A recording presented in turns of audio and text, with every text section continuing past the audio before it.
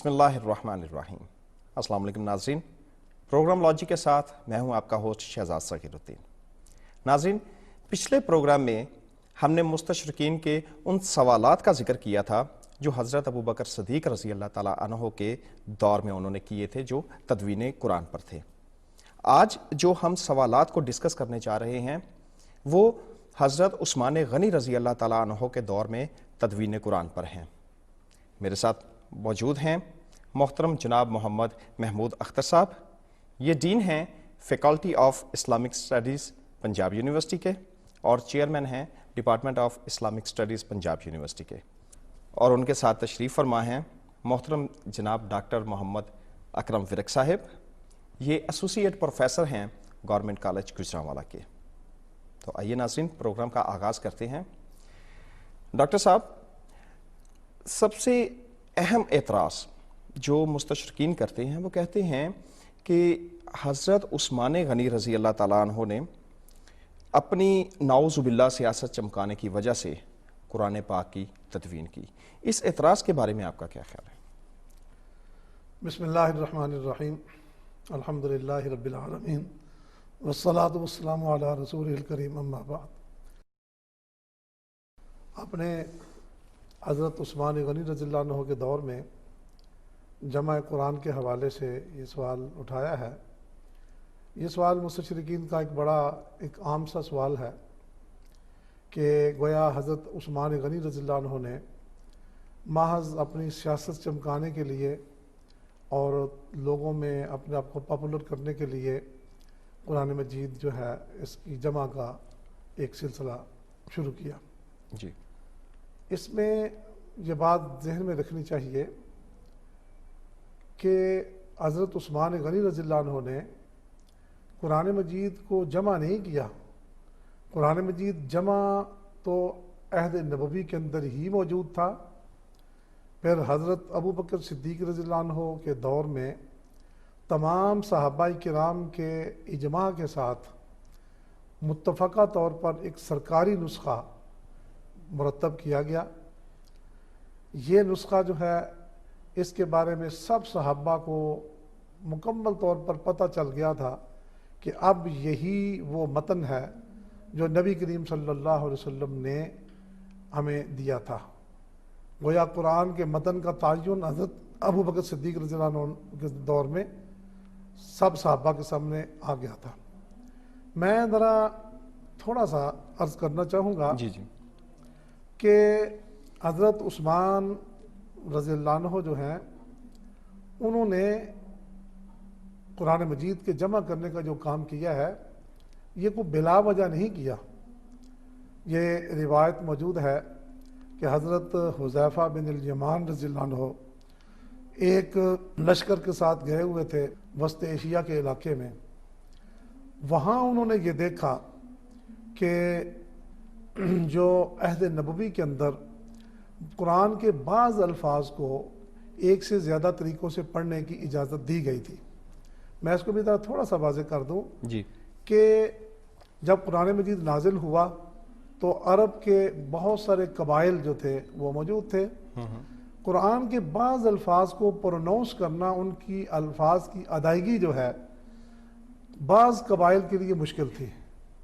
تو اللہ تعالیٰ کی طرف سے ہی یہ یعنی تواتر کو پہنچی ہوئی حدیثیں ہیں، کچھ 40-50 حدیثیں جو مسلمہ اور مصدقہ حدیثیں ہیں، معتبر حدیثیں ہیں، جن سے پتہ چلتا ہے کہ اللہ تعالیٰ ہی نے یعنی جس اللہ نے یہ قرآن نازل کیا اسی اللہ نے ہی قرآن کے بعض الفاظ کو ایک سے زیادہ طریقوں سے پڑھنے کی اجازت دی تھی۔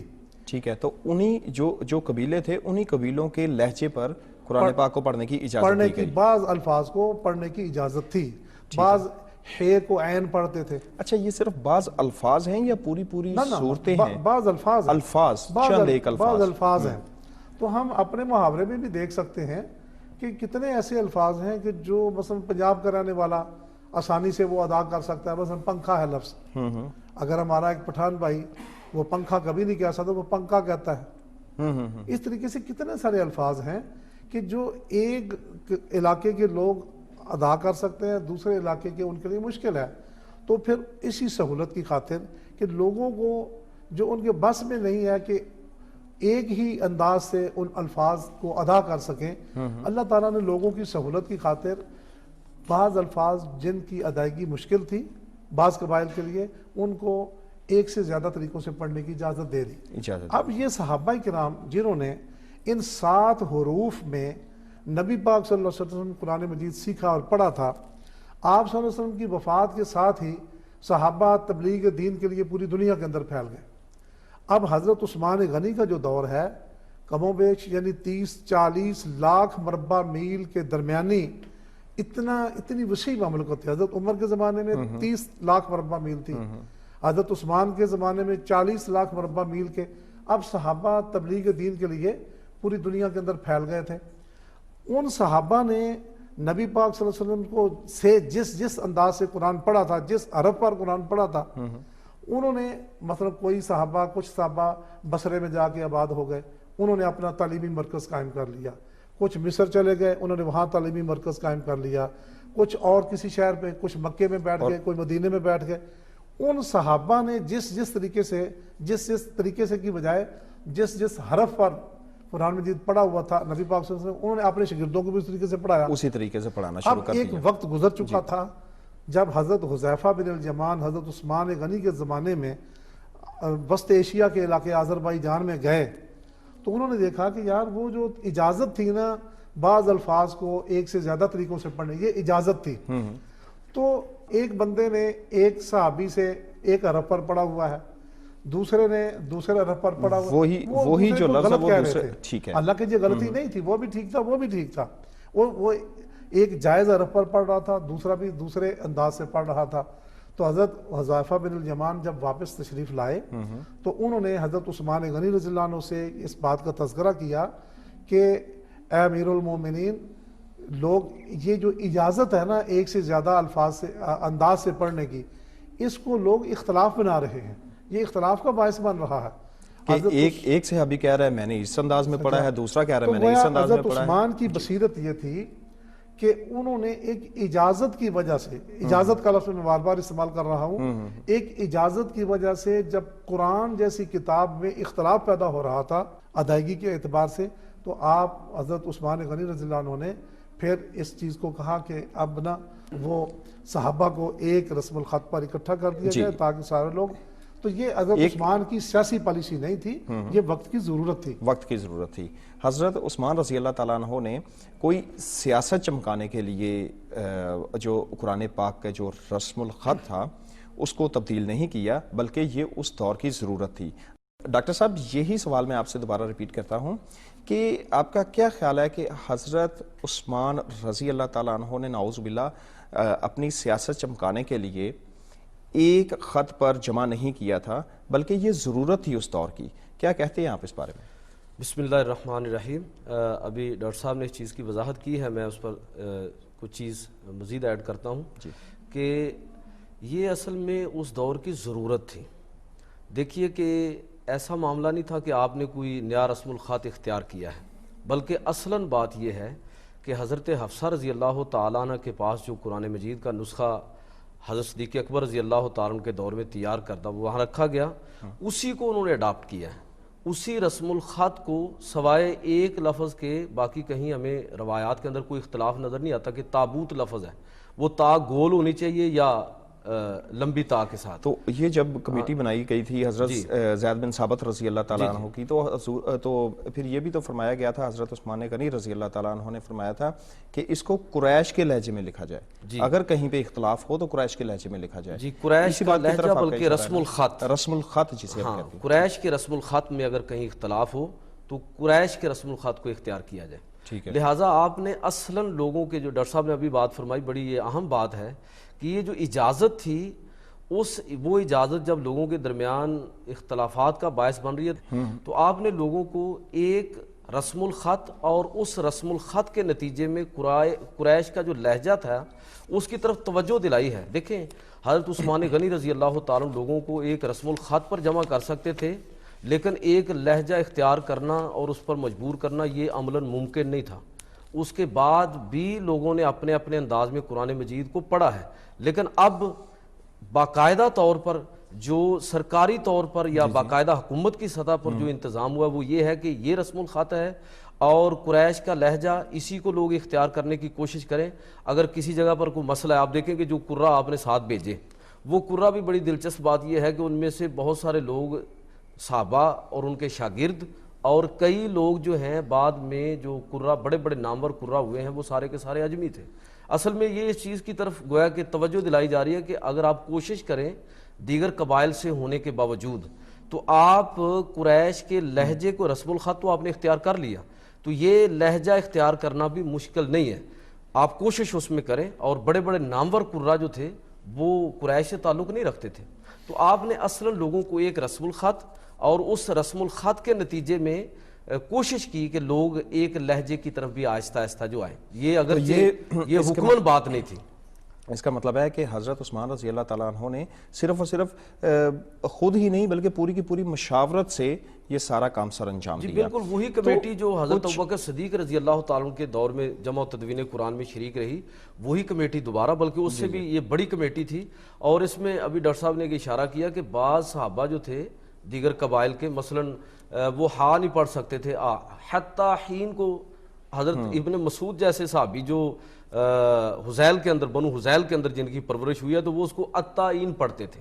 اور یہ بالکل اسی طرح کی بات ہے جس طرح آپ سمجھیے کہ پنجابی زبان کے کئی لہجے ہیں, ماجھی لہجہ ہے, ہندکو لہجہ ہے اور سرائکی لہجہ ہے. آپ ایک ہی لفظ کو مثلاً, بلکہ میں کہوں گا کہ اندرون لاہور اور لاہور سے باہر الفاظ کے پڑھنے میں لوگوں کے انداز اور طریقے میں فرق آ جاتا ہے. جی ڈاکٹر صاحب, ایک بریک کا وقت ہو گیا ہے. ناظرین, اسی بات کو ہم دوبارہ کنٹینیو کریں گے. ایک بریک کا وقت ہو گیا ہے, please take a break.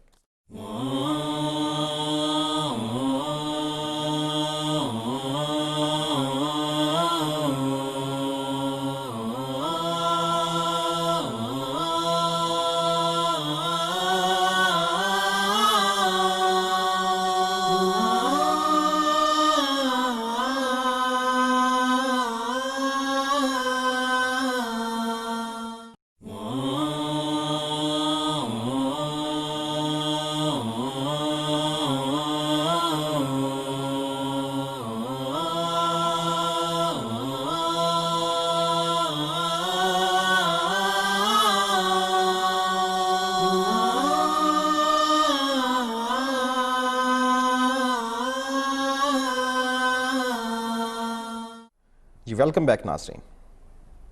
G doctor صاحب, مستشرقین ایک بڑا عجیب قسم کا یہ اعتراض کرتے ہیں کہ قرآن مجید میں بہت سارے ایسے الفاظ تھے, بہت ساری ایسی تعریفیں تھیں جو حضرت علی رضی اللہ تعالیٰ عنہ کے فضائل سے ریلیٹڈ تھیں, وہ نکال دی گئیں. اس اعتراض کے بارے میں آپ کا کیا خیال ہے؟ میں اس میں عرض کروں گا جی, وہی اپنے جو میں نے پیچھے بھی بات کی ہے اسی بات کو دہرا دینے سے یہ بات سمجھ میں آ سکتی ہے کہ دیکھیں صحابہ کے معاشرے کے اندر یہ ممکن تھا نہیں. حضرت عثمان غنی رضی اللہ عنہ جو ہیں انہوں نے کوئی نیا کام نہیں کیا. یہ بات ذہن میں رہنی چاہیے کہ حضرت عثمان غنی کا تیار کردہ جو نسخہ ہے اس کی اصل اور اس کی بنیاد وہی نسخہ ہے جو حضرت ابوبکر صدیق نے تیار کیا تھا اور جس پر صحابہ کا اجماع موجود تھا. ٹھیک ہے نا, یہ نسخہ کوئی نئی شے نہیں ہے. جہاں حضرت عثمان غنی رضی اللہ عنہ کے جمع قرآن کی بات آتی ہے نا, وہاں سب سے پہلا فکرہ ہی یہ ہے کہ حضرت عثمان غنی رضی اللہ عنہ نے حضرت حفصہ کی طرف بندہ بھیجا کہ آپ مجھے یہ نسخہ دیں, میں یعنی مستعار دیجئے اور میں یقیناً آپ کو واپس کروں گا.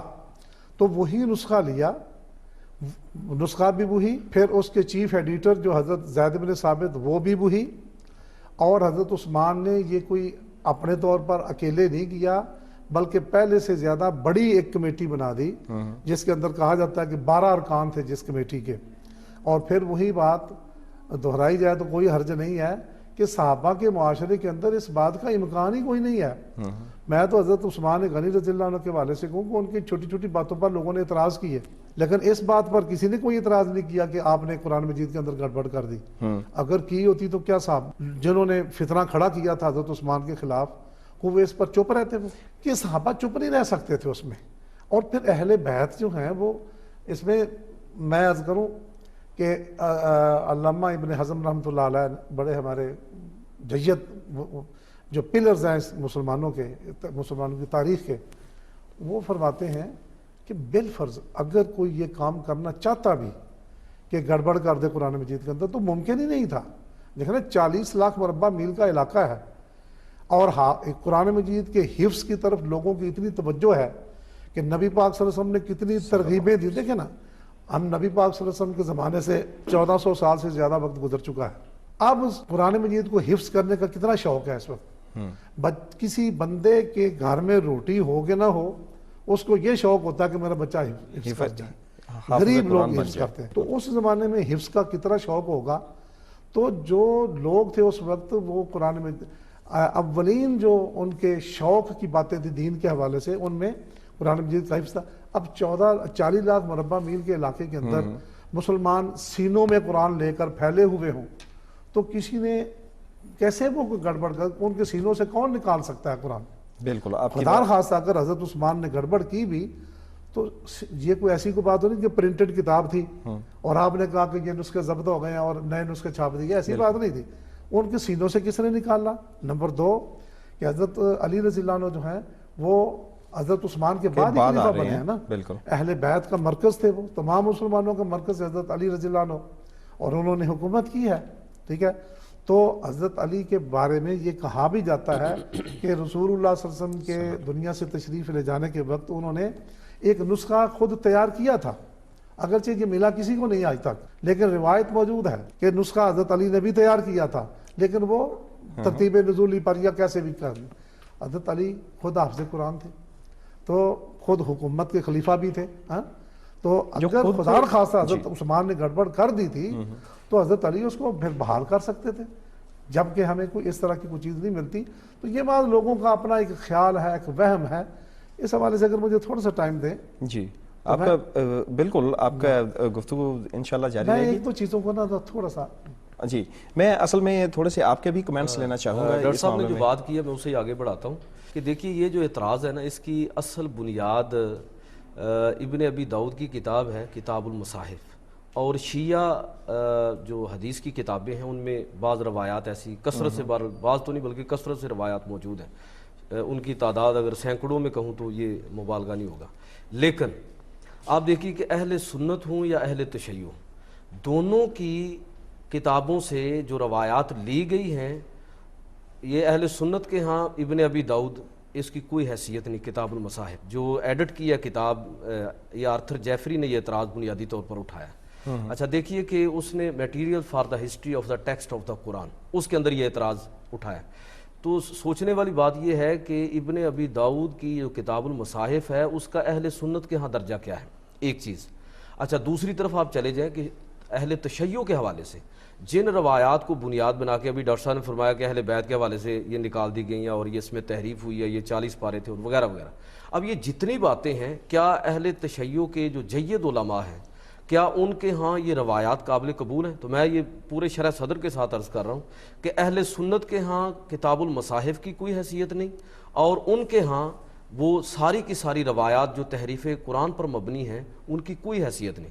اس تناظر میں آپ کہہ سکتے ہیں کہ مستشرقین کی جو جتنی بنیاد ہے اس پوری بحث کی، وہ ساری کی ساری بالکل کمزور روایات پر ہے، جو اہل سنت کے ہاں بھی قابل قبول نہیں ہے اور اہل تشیع کے ہاں بھی. جب وہ روایات خود ہمارے ہاں ہی قابل قبول نہیں ہے، کیا یہ سیاستہ میں اس طرح کی چیزیں آپ دیکھ سکتے ہیں؟ ممکن ہی نہیں ہے. تو پھر کیسے ہم کہیں گے ان کا جو اعتراض ہے یہ بڑا ویلڈ ہے؟ میں ڈاکٹر صاحب کی بات پر تھوڑا سا بتانا چاہوں گا کہ میں نے ذاتی طور پر اس بات کی تحقیق کی ہے کہ شیعہ ہمارے بھائی جو ہیں ان کی ایک بہت بڑی تعداد جو جید علماء کی ہے، انہوں نے اپنی کتابوں کے اندر لکھا ہے کہ ہم بھی اسی قرآن پر ایمان رکھتے ہیں اور اسی کو پڑھتے ہیں اور اسی پر عمل کرتے ہیں، اور جن لوگوں نے اس طرح کی باتیں کی ہیں ہم ان کو کوئی بھی حیثیت نہیں دیتے. اس کا مطلب یہ وہی مستشرقین ہی ہیں جنہوں نے یہ سارے کے سارے ابہام پیدا کیے ہوئے ہیں، مگر آج کے جتنے بھی جید علماء ہیں وہ خواہ کسی بھی مکتبہ فکر سے ہوں، سب کے نزدیک اتفاق ہے. میں بات کر رہا تھا کہ میں ذرا اپنے سوال کو تھوڑا سا مزید واضح کروں کہ حضرت عثمان غنی رضی اللہ عنہ نے جو قرآن مرتب ایک نسخہ مرتب کیا تھا، جیسے میں نے عرض کیا کہ اس کی بنیاد حضرت افسا والا نسخہ تھا، ٹھیک ہے نا. اب آگے مزید اس میں دیکھیے کہ حضرت علی رضی اللہ جو ہے نا، جو سوال تھا کہ حضرت عثمان غنی نے اس میں سے کچھ نکال دیا، کچھ بھی نہیں نکالنا، وہی تھا حضرت. اور حضرت علی رضی اللہ عنہ سے روایات مروی ہیں، مصدقہ اور صحیح روایتیں ہیں کہ جن کے اندر یہ بات موجود ہے کہ اللہ تعالیٰ رحم کرے عثمان غنی رضی اللہ عنہ پر کہ انہوں نے وہی کچھ کیا کہ اگر ہم ہوتے تو ہم بھی وہی کچھ کرتے. یعنی کہ حضرت علی رضی اللہ تعالیٰ عنہ حضرت عثمان غنی رضی اللہ تعالیٰ عنہ کے اس کی تصدیق کر رہے ہیں اور تعریف کر رہے ہیں کہ جو انہوں نے کام کیا. مزید ایک بات ہے کہ ہمارے اسپین کے ایک سکالر ہیں علامہ مکری، ان کی کتاب نفخ الطیب ہے، بڑی مسلمانوں کی تاریخ میں بڑی مستند کتاب سمجھی جاتی ہے نفخ الطیب.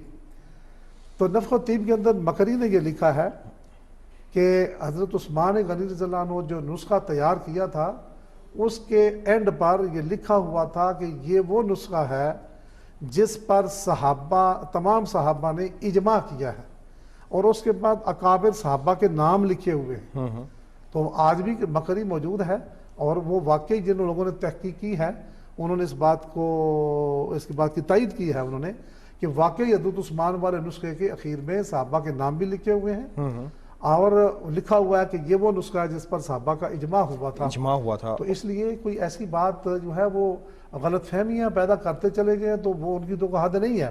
لیکن جہاں تک حقائق کی بات ہے، حقائق تو ان تمام اشکالات کا رد کرتے ہیں کہ حضرت عثمان غنی رضی اللہ عنہ، دیکھیں نا میں بات کر رہا تھا کہ جن لوگوں نے حضرت عثمان کے خلاف طوفان کھڑا کیا، کہیں ہمیں ان کا یہ اعتراض دکھائی دیتا ہے کہ یہ حضرت عثمان کے خلاف ہم اس لیے کھڑے ہو گئے ہیں کہ انہوں نے قرآن مجید کے اندر تحریف کر دیا؟ وہاں تو کوئی اعتراض ایسا نظر نہیں آتا. حضرت عثمان کی زیادہ تر کچھ اپوائنٹمنٹس ہیں ان پر یا اس پر ہمارا موضوع نہیں ہے. جی بالکل، بلکہ کسی نے کوئی اعتراض نہیں کیا، اعتراض کوئی نہیں کیا. اور وہی نسخہ جو حضرت عثمان غنی رضی اللہ تعالیٰ عنہ نے لکھا، اس کی کاپیاں بھی وہ تقسیم کی گئی، مختلف ممالک میں تقسیم کی گئی. اور جی سر، ایک بڑا ہی اہم قسم کا جو ان کا اعتراض سامنے آتا ہے، میں چاہتا ہوں کہ آپ ہمارے ناظرین کا اگر اس معاملے میں کوئی ابہام پیدا ہوتے ہیں تو اس کو بھی آپ دور کریں. وہ ہے جامع القرآن کے بارے میں. حضرت عثمان غنی رضی اللہ تعالیٰ عنہ کو جامع القرآن کہا جاتا ہے. اب جب حضور اکرم صلی اللہ علیہ وسلم کے دور میں قرآن پاک کی تدوین ہو گئی، قرآن پاک مرتب ہو گیا، حضرت ابو بکر صدیق رضی اللہ تعالیٰ عنہ کے دور میں قرآن پاک ایک کتاب کی صورت میں آ گیا ہمارے پاس، تو پھر حضرت عثمان غنی رضی اللہ تعالیٰ عنہ کو جامع القرآن کیوں کہا جاتا ہے کہ یہ قرآن کو جمع کرنے والے ہیں؟ اس حوالے سے میں عرض کروں گا کہ اگرچہ قرآن مجید پہلے جمع ہو چکا ہے، لیکن آپ ان خدشات اور نتائج پر ذرا نظر ڈالیں جو حضرت عثمان غنی رضی اللہ تعالیٰ عنہ اگر لوگوں کو ایک قرات پر، ایک رسم الخط پر اگر جمع نہ فرماتے تو آپ اس کے ذرا نتائج سوچئے کہ ہر شخص کا، بلکہ ہر قوم کا اور ہر قبیلے کا نسخہ بالکل مختلف ہوتا، اور اس کتاب کا انجام جو ہے وہ خدا نخواستہ شاید پہلی کتابوں سے بھی کچھ مزید آگے ہو جاتا. اس تناظر میں آپ نے پوری امت کو جو ایک رسم الخط پر، اور یہ کوشش فرمائی کہ لوگ قریش کے لہجے کو بھی اختیار کرنے کی کوشش کریں، اس تناظر میں آپ کو جامع القرآن کہا گیا.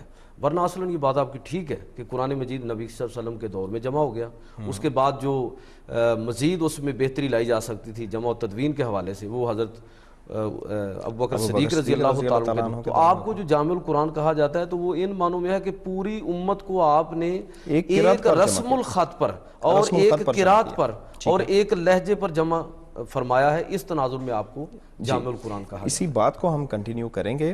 ڈاکٹر صاحب سے ایک بریک کا وقت ہو گیا ہے. ناظرین، ایک بریک کا وقت ہو گیا ہے. جامع القرآن کے بارے میں ڈسکشن ہو رہی ہے، اسی بات کو ہم کنٹینیو کریں گے. Please take a break.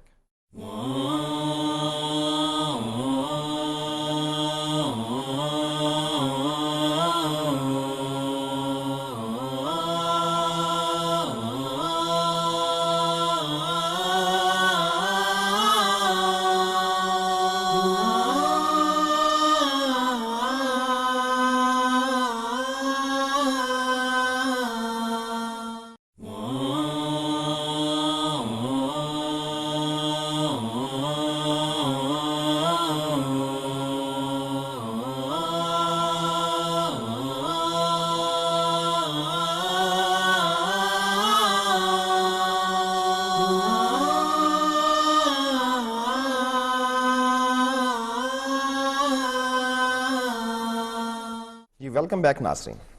Ji doctor साहब, सवाल मैं वही आपसे दोबारा दोहराता हूँ जो जामिया उल कुरान के बारे में है कि हज़रत उस्मान गनी रज़ी अल्लाह ताला अन्हो को जामिया उल कुरान कहा जाता है, जबकि ये मुस्तशरिकीन एतराज़ करते हैं, जबकि हज़ूर अकरम सल्लल्लाहु अलैहि वसल्लम के दौर में भी कुरान पाक मुरतब हो गया, उसकी तदवीन हो गई। फिर हज़रत अबू बकर सदीक़ रज़ी अल्लाह ताला अन्हो के दौर में हज़रत उमर रज़ी अल्लाह ताला अन्हो की मुशावरत के साथ इसकी तदवीन हो गई। तो फिर हज़रत उस्मान रज़ी अल्लाह ताला अन्हो को ये मुरतब, ये जामिया उल कुरान क्यों कहा जाता है? देखिए जी, हज़रत उस्मान गनी रज़ी अल्लाह अन्हु को जामिया उल कुरान इन मानों में कहा जाता है कि जैसे मैंने अपनी गुज़श्ता गुफ्तगू में भी अर्ज़ किया है कि कुरान मजीद के बाज़ अल्फाज को अदा करने के हवाले से लोगों के यहाँ इख्तलाफ पैदा हो रहा था, एक दूसरे को गलत कह रहे थे। हज़रत उस्मान गनी रज़ी अल्लाह अन्हु ने जो काम किया है जामिया उल कुरान के हवाले से वो ये है कि आपने कुरान मजीद की जो किताबत करवाई है हज़रत ज़ैद बिन साबित के ज़रिए से, उसमें कुरैश की ज़ुबान जिस पर कुरान नाजिल हुआ था, कुरैश हमारे लिए मेयार ठहराए गए कि उनका जो रस्मुल ख़त है रसूलुल्लाह सल्लल्लाहु अलैहि वसल्लम हज़रत उस्मान गनी रज़ी अल्लाह अन्हु ने उस रस्मुल ख़त के मुताबिक कुरान मजीद लिखने का हुक्म दिया। ठीक है। और जो इसके अंदर किरातें थीं, हमारे पास 7 किरातें भी मौजूद हैं। बाज़ अल्फाज को जैसे मैं अर्ज़ कर रहा हूँ, एक है 7 हुरूफ, एक है 7 किरातें।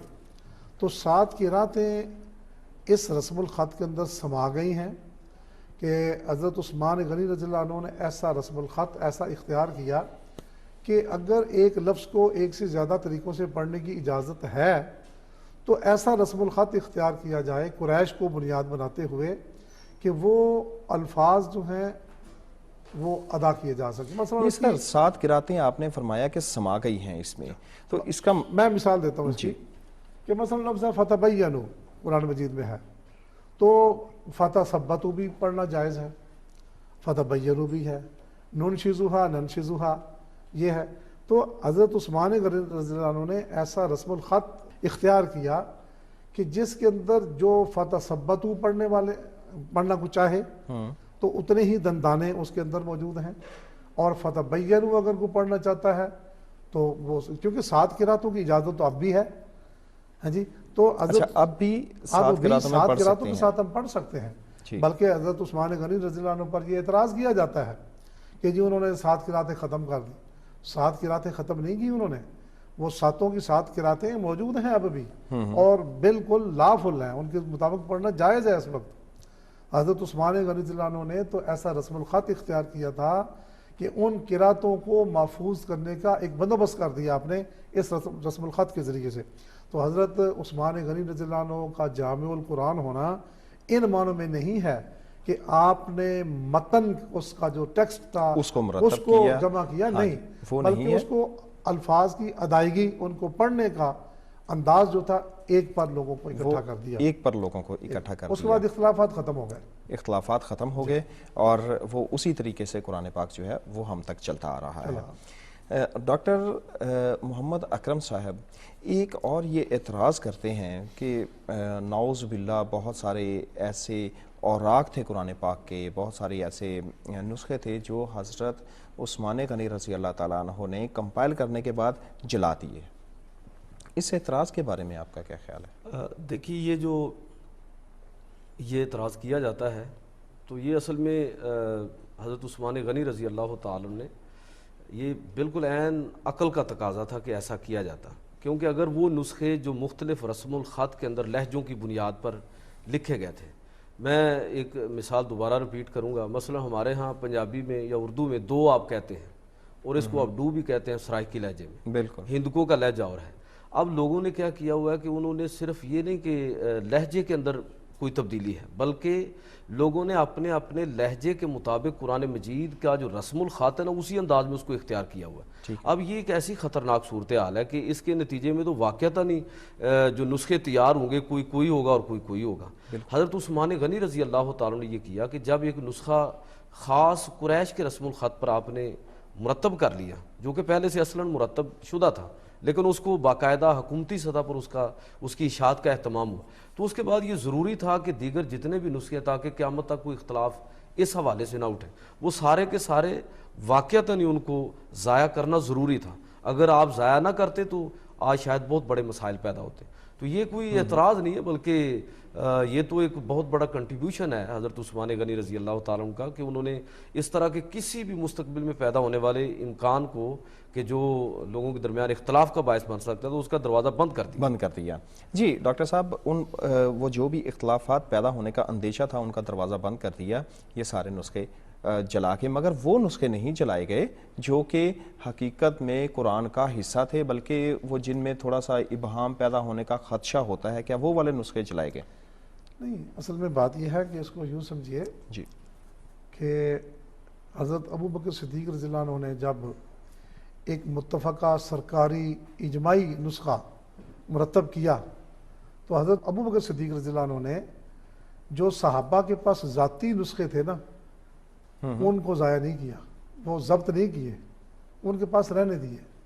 یہ فرق ہے بنیادی طور پر کہ حضرت عثمان غنی رضی اللہ عنہ نے ذاتی نسخے تلف کر دیے, حضرت ابو بکر صدیق رضی اللہ عنہ نے تلف نہیں کیے اور نہ ان کو ضبط کیا. اس کی بھی ایک بہت بڑی وزڈم اور ایک حکمت ہے کہ حضرت ابو بکر صدیق نے وہ نسخے اس لیے لوگوں سے واپس نہیں لیے کہ ابھی نبی پاک صلی اللہ علیہ وسلم اس دنیا سے تشریف لے کے گئے ہیں. ان نسخوں کے ساتھ صحابہ کا جذباتی لگاؤ, بالکل بڑا جوش تھا اس وقت. اگر اس وقت حضرت ابو بکر صدیق ان کو ضبط کرنے کی کوشش کرتے نا تو میرا خیال ہے آپ نہ کر پاتے, اور ایسے صحابہ کے جذبات بھی شاید مجروح ہوتے کہ لو جی نبی پاک صلی اللہ علیہ وسلم کے زمانے کی ایک یاد تھی جو ہم نے نسخے آپ صلی اللہ علیہ وسلم کے سامنے بیٹھ کے لکھے تھے, ابھی 2 سال ہوئے ہیں آپ صلی اللہ علیہ وسلم کو دنیا سے تشریف لے گئے اور ہم سے وہ ضبط کر لیے گئے. وہ جذبات کو مجروح کرنے والی بات تھی, اس لیے حضرت ابو بکر صدیق رضی اللہ عنہ وہ نسخے واپس نہیں لیے. لیکن اب جو حضرت عثمان غنی رضی اللہ عنہ کا زمانہ تھا, اب آپ صلی اللہ علیہ وسلم کو بھی اس دنیا سے گئے ایک وقت گزر چکا تھا, اور عقل کا تقاضا یہ تھا. دیکھیں حضرت عثمان نے جو نسخہ تیار کروایا سرکاری, اور اس کی 7 کاپیاں یا 5 کاپیاں جو ہیں وہ آپ نے سرکاری طور پر تیار کروائیں, وہ کاہے کے لیے تھیں؟ اس لیے تھیں کہ قرآن کو پڑھنے میں جو اختلاف کا امکان ہو سکتا ہے اسے ختم کرنا مقصود ہے. اگر یہ نسخے اس وقت بھی موجود رہتے تو وہ اس نسخے کو تیار کرنے کا مقصد ختم ہو جاتا, اختلاف کی بنیاد پھر موجود رہتی. اس لیے اس وقت کا تقاضا یہ تھا کہ ان کو واقعی ضبط کر لیا جاتا. ایک میں ضمناً ایک اور بات بھی میں عرض کروں کہ حضرت عثمان غنی رضی اللہ عنہ کے نسخے پر ایک اعتراض یہ کیا جاتا ہے کہ حضرت عبداللہ ابن مسعود رضی اللہ عنہ یہ بڑے جلیل القدر صحابی ہیں اور بہت بڑے مفسر ہیں. صحابہ میں ان کا قرآن فہمی کے اعتبار سے ایک بڑا مقام ہے. کہا جاتا ہے, بعض مستشرقین یہ اعتراض بھی کرتے ہیں کہ جی حضرت عثمان نے جو نسخہ تیار کیا تھا حضرت عبداللہ ابن مسعود اس کے ساتھ متفق نہیں تھے.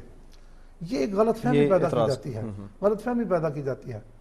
حضرت عبداللہ ابن مسعود رضی اللہ عنہ اس وقت کوفے میں تھے جب یہ حضرت عثمان غنی رضی اللہ عنہ نے قرآن مجید کا نسخہ مرتب کروایا ہے نا, جو تیار کروایا, مرتب نہیں کہنے تیار کروایا ہے, اس وقت یہ کام مدینے میں ہو رہا ہے اور یہ فوری نوعیت کا کام تھا اور کوئی اتنا میجر کام نہیں تھا. متن تو وہی تھا جو حضرت حفصہ والا ہے, کوئی نئی چیز تو ایڈ کرنے والی صرف ایک رسم الخط میں لکھنا تھا نا, ٹھیک ہے نا, نقل کرنا تھا بس. حضرت ابن مسعود وہ کوفہ میں تھے. حضرت ابن مسعود نے اعتراض کیا تھا, واقعی اعتراض کیا تھا, لیکن ان کا اعتراض قرآن کے متن پر یا انہوں نے جو کچھ جمع کیا تھا اس پر اعتراض ہرگز نہیں تھا. ان کو اعتراض صرف یہ تھا کہ حضرت عثمان نے اس کام میں ابن مسعود کو شامل نہیں کیا. ٹھیک, ان کی عدم شمولیت کی وجہ سے ان کو یہ اعتراض تھا, نہ کہ اس کے متن کے حوالے سے اعتراض تھا اور نہ ہی اس کے ایک جگہ پہ جو ہے اکٹھا کرنا جو اس کی اقرارات تھی اس پہ اعتراض تھا. ابن مسعود کی اپنی جو جذباتی کیفیت تھی وہ اپنی جگہ پر بالکل درست ہے, لیکن حضرت عثمان غنی رضی اللہ عنہ کا عبداللہ ابن مسعود کو جواب یہ تھا کہ نہ تو ہم نے متن کو اکٹھا کرنا ہمارا مسئلہ تھا, دوسرا یہ کہ آپ کوفے میں ہیں, یہ کام اس اعتبار سے اتنا زیادہ میجر نہیں تھا کہ ہم آپ کو وہاں سے تکلیف دیتے. دوسرا یہ کہ سب سے بڑی بات کہ زید بن ثابت رضی اللہ عنہ وہی ہیں جنہوں نے آپ صلی اللہ علیہ وسلم کے زمانے میں، حضرت صدیق کے زمانے میں لکھا تھا. تو زید بن ثابت تو موجود ہے نا جنہوں نے پہلے 2 ادوار میں کام کیا ہے. عبداللہ ابن مسعود نے تو ایسا پہلے کوئی کام نہیں کیا تھا نا. یہ تو عبداللہ ابن مسعود کا، تو جو پہلے موجود تھے وہ زیادہ اتھینٹک تھے. تو اس طرح سے حضرت ابن مسعود کو صرف اعتراض یہ تھا کہ مجھے اس میں شامل کیوں نہیں کیا. اور عبداللہ ابن مسعود کا جو مصحف یا تو ہے نا کہ عبداللہ ابن مسعود کے اعتراض کی یہ بات تو تب بنے کہ عبداللہ ابن مسعود نے کوئی نیا قرآن دیا ہو. وہ تو اسی کو پڑھ رہے ہیں جو حضرت عثمان غنی رضی اللہ عنہ نے دیا ہے. تو اس لیے اس اعتراض کی ویلیڈیٹی ختم ہو جاتی ہے کہ عبداللہ ابن مسعود نے جو اعتراض کیا تھا وہ محض اس میں ان کو اس کام میں شامل نہ کرنے پر اعتراض تھا. یہ ان کا جذباتی تھا مسئلہ تھا. لیکن حضرت عثمان نے کہا کہ زید بن ثابت وہی ہیں، اس لیے اگر آپ نہیں بھی آئے تو کوئی فرق نہیں پڑا. جی ڈاکٹر صاحب، آپ سے میں وہ کمنٹس لینا چاہوں گا جو حضرت علی رضی اللہ تعالیٰ عنہ نے حضرت عثمان غنی رضی اللہ تعالیٰ عنہ کے یہ سارے ایک لہجے میں قرآن کو جو ترتیب میں لانے کا یا ایک لہجے پہ اکٹھے کرنے کے لیے کہے، اس کے بارے میں ذرا فرمائیے. دیکھیے، حضرت عثمان غنی رضی اللہ تعالیٰ نے جو قرآن کی خدمت کی ہے، جس پس منظر میں ان کو جامع القرآن بھی کہا جاتا ہے، تو یہ کوئی ایسا کام نہیں ہوتا. بلکہ میں اس بات کو تھوڑا سا اس تناظر میں عرض کروں گا کہ ایک وقت میں بعض لوگوں نے یہ بات کی کہ آپ کے دور میں بڑے فتنے پھوٹ پڑے ہیں، جبکہ پہلے خلفاء کے دور میں ایسا نہیں تھا. حضرت علی رضی اللہ تعالیٰ عنہ کو کہا تو انہوں نے بڑا خوبصورت اس کا جواب دیا. انہوں نے کہا کہ اس دور میں مشیر ہم لوگ تھے، یعنی جو بھی کام اس دور میں ہوا ہے، چاہے وہ علمی حوالے سے ہوا ہو، سیاسی حوالے سے ہوا ہو، اور یہ کام تو بہت بڑا کام تھا. تو اس میں بات یہ ہے کہ جمع و تدوین قرآن میں بھی، اور اس کے بعد ایک رسم الخط پر پوری امت کو جمع کرنے کے اعتبار سے بھی اس میں حضرت علی رضی اللہ تعالیٰ عنہ کا مشورہ پوری طرح جو ہے وہ شامل تھا.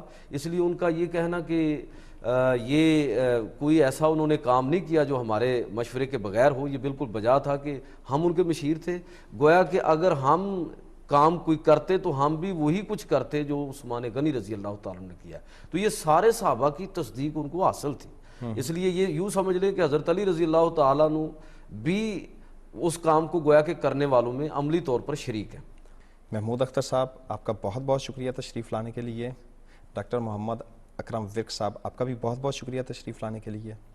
ناظرین، سوالات آپ نے سنے، ان کے اعتراضات بھی سنے، اور ہمارے معزز مہمانوں کے جوابات بھی سنے. جب ہم جائزہ لیتے ہیں تو ہم دیکھتے ہیں مستشرقین صرف اور صرف الزامات ہی لگاتے ہیں، اور یہ بات ہم بالکل شورٹی سے کہتے ہیں کہ الحمدللہ وہ قرآن پاک جو حضور اکرم صلی اللہ علیہ وسلم نے مرتب کیا، آج ہمارے پاس وہی قرآن پاک ہے. اللہ تعالیٰ ہمیں اس قرآن پر عمل کرنے کی توفیق عطا فرمائے. اجازت دیجیے، اللہ نے کے پاس.